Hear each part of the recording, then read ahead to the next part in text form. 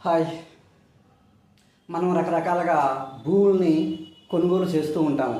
అయితే ఏ భూములు కొనుగోలు చేసినప్పుడు ఎలాంటి రకాల డాక్యుమెంట్స్ అనేది మన దగ్గర ఉండాలి, అది మనం తెలుసుకున్నాం.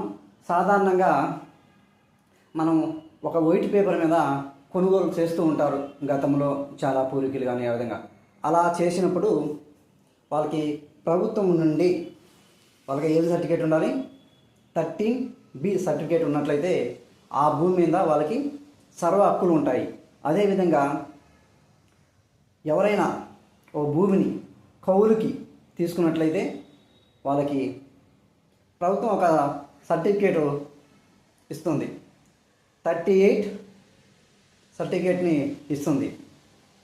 లేదా వినాములు అంటే భూమి వినాముగా దానంగా కానీ ఆ విధంగా వచ్చినట్లయితే ORC ఆక్యుపైడ్ రైట్ సర్టిఫికేట్ ఉన్నట్లయితే సర్వ హక్కుల్ని మీరు కలిగి ఉన్నట్టు.